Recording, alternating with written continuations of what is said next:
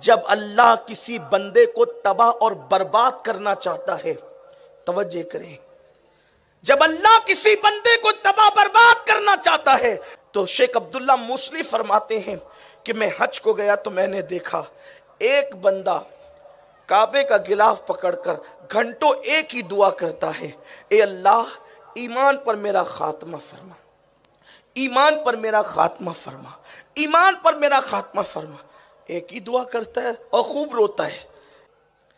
شیخ عبداللہ موصلی نے جب اس جوان سے کہا کہ یہاں تو سب دعا قبول ہوتی ہے، پیارے یہ تو ایک دعا پہ گھنٹوں گزارتا ہے، تو شیخ عبداللہ موصلی کو وہ جوان جواب دیتا ہے کہ آپ اگر ولی اللہ کے اتنے بڑے نہ ہوتے تو یہ راز نہ بتاتا۔ میرے دو بھائی تھے، ایک نے 40 سال تک کے تکبیر اولا نہیں چھوڑی اور 40 سال تک اس نے فی سبیل اللہ اذان پڑھی مسجد کے اندر، اور دوسرے نے 30 سال تک کے فی سبیل اللہ اذان پڑھی اور اس کی تکبیر اولا بھی نہیں چھوٹی۔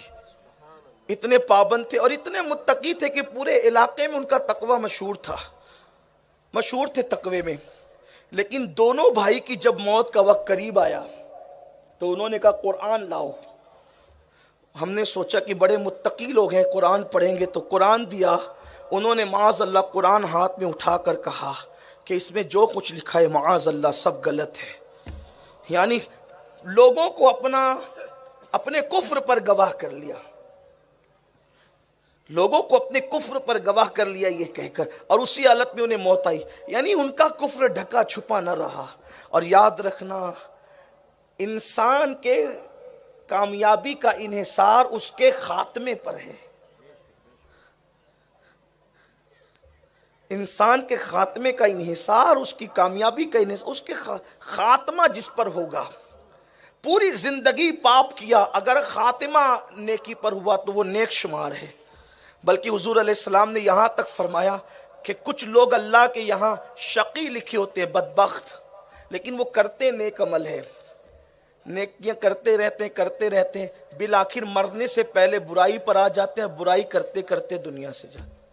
اللہ کی پناہ مانگو، اللہ سے دعا کرو اللہ تیری امان۔ اور کچھ لوگ ایسے جو اللہ کے یہاں سعید لکھے ہوتے ہیں، نیک بخت لکھے ہوتے ہیں، گناہ کرتے رہتے، برائی کرتے رہتے، لیکن جب مرنے کا وقت آتا ہے تو قدرت انہیں نیکی کی راہ پہ ڈال دیتا ہے، پھر نیکیوں پہ دنیا سے جائے۔ آپ نے نہیں دیکھا جناب اکرمہ کو، ابو جہل کے بیٹے تھے، سگے بیٹے، لیکن اللہ نے ایمان کی دولت عطا۔ وہ خالد جس نے احد کا نقشہ بدل دیا تھا، پلٹ دیا تھا پورا نقشہ، وہ خالد بن ولید، بعد میں جس خالد نے احد کی جنگ کا نقشہ بدلا تھا، اسی خالد نے جنگ موتا کا بھی نقشہ بدل دیا تھا۔ کبھی کوئی سوچ سکتا تھا اسلام کو اتنا نقصان پہنچانے والے خالد بن ولید کبھی سیف اللہ بھی بنیں گے؟ اللہ کی شان ہے۔ اس لیے اللہ کی خفیہ تدبیر سے ڈرتے رہیں۔ ایمان پر خاتمے کی فکر کوئی نہیں کہہ سکتا، نہ کرسی پہ بیٹھا ہوا خطیب کہہ سکتا ہے، نہ آپ کہہ سکتے کہ میں ایمان پہ جاؤں گا۔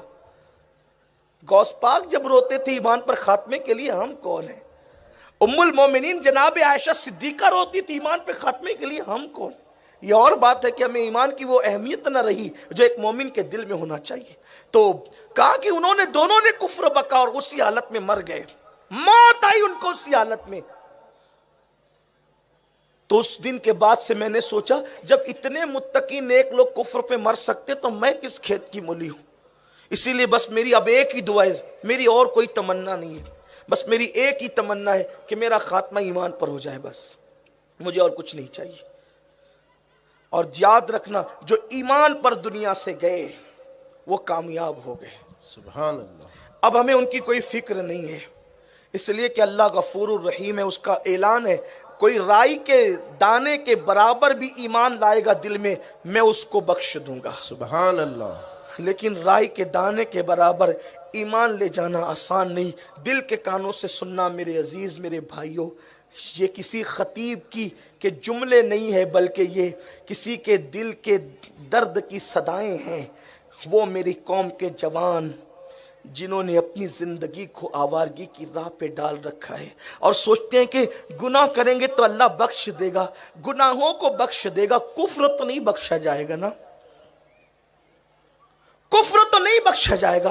वो जवान कहता है मेरे दोनों भाई इतने मुत्तकी होकर जब वो कुफ्र पर मरे तो अब मेरी एक ही दुआ है, अल्लाह मेरा खात्मा ईमान पे फरमा, ईमान पे फरमा, ईमान पे फरमा। तो शेख अब्दुल्ला मुसली ने कहा तेरे भाई तो थे बड़े मुत्तकी, लेकिन अल्लाह जुल्म से पाक है। अहले तकवा को कुफ्र पर मौत कैसे आ गई? कुछ तो होगा, कुछ तो होगा कि ईमान छीन लिया गया। बेसबब कुदरत किसी का ईमान नहीं छीनती, वो बहुत करीम है। बेशक बेशक। बेसबब तो ईमान नहीं, कुछ तो होगा। तब उस जवान ने रोते हुए कहा मैंने भी बहुत तहकीक की तो बाद में पता चला हर नेकी करते थे लेकिन गुजरने वाली औरतों को घूर घूर कर देखते भी थे। अल्लाहु अकबर। ये बदनजरी ही एक गुनाह थी उनकी जिंदगी में जिसकी बुनियाद पे वो मरे तो काफिर होकर के मरे। आपसे पूछना चाहता हूं, सदियों पहले की औरतें आज की औरतों की तरह बाल खुले तो नहीं निकलती थी। सदियों पहले की औरतें आज की औरतों की तरह पतले और बारीक लिबास पहनकर तो नहीं निकलती थी। सदियों पहले की औरतें नंगे बदन तो नहीं घूमती थी। अल्लाह अल्लाह, जब कपड़े की चादर ओढ़ कर निकलने वाली औरतों को कोई पाप की नजर से देखे तो वो मरता है तो कुफ्र पे मरता है। 40-40 साल तक तहज्जुद पढ़ने वाले, 40-40 साल तक के तकबीर उला न छोड़ने वाले, सिर्फ बदनजरी की बुनियाद पर, औरतों को तकने की बुनियाद पे काफिर होकर के मर रहे हैं। अपनी जिंदगी में तो कभी तहज्जुद भी नहीं, अपनी जिंदगी में तो फजर की नमाज भी नहीं, अपनी जिंदगी में तो माह रमजान के रोजे भी नहीं। मेरे आका अलैहिस्सलाम के गुलामों, सोचो अपना अंजाम क्या होगा। खुदा के लिए इसको लाइट मत लो, इसको हल्का मत जानो। ये दुनिया 2 दिन की है, यहां से चले जाना है। ईमान सलामत जाएगा तो सब कुछ है। जानते हैं आप मेरे आका सल्लल्लाहु अलैहि वसल्लम के दीवानों, फरमाया गया जब अल्लाह किसी बंदे को तबाह और बर्बाद करना चाहता है, तवज्जो करें, जब अल्लाह किसी बंदे को तबाह बर्बाद करना चाहता है तो खूबसूरत चेहरों को तकने में उसको मसरूफ कर देते। अल्लाहु अकबर। हसीन चेहरे को तकने में मसरूफ, कि वो औरतों के चेहरे ही तकते। चेहरा तकने पे ईमान जाता है तो जो नरम नरम गद्दों पर लेट कर जिना के मनाजिर देखते हैं, अल्लाहु अकबर, उनका ईमान कब सलामत रहना है? उनका ईमान कब सलामत रहना है? जो सबसे ज्यादा सुपरहिट फिल्म इस वक्त हमारे मुल्क हिंदुस्तान में वही होती है जिसमें सबसे ज्यादा ओरियानियत और गंदगी दिखाई जाती है। किस लिए आए थे, क्या करने लगे? किस लिए आए थे, क्या करने लगे? कभी सोचा? उम्मत पर बुरे हालात यूं ही नहीं आते। जिस कौम के जवानों की अक्सरियत की आंखें आवारा हो जाए, फिर वो कौम इज्जत के साथ कैसे जमीन पे जिएगी? उस कौम को वकार कैसे मिलेगा? कुदरत ईमान छीन लेती है उन लोगों का, उन बेगैरतों का जो आंखों को आवारा कर देते हैं। और फरमाया कुदरत जिसको जलील, रुस्वा और तबाह करना चाहती है उसे खूबसूरत चेहरे देखने में मसरूफ कर देती है, और फिर वो खूबसूरत चेहरे तकते रहते हैं और कुदरत उनको हलाक कर देती है। अपने मन में डूब कर पाजा सुरागे जिंदगी, तू अगर मेरा नहीं बनता न बन, अपना तो बन।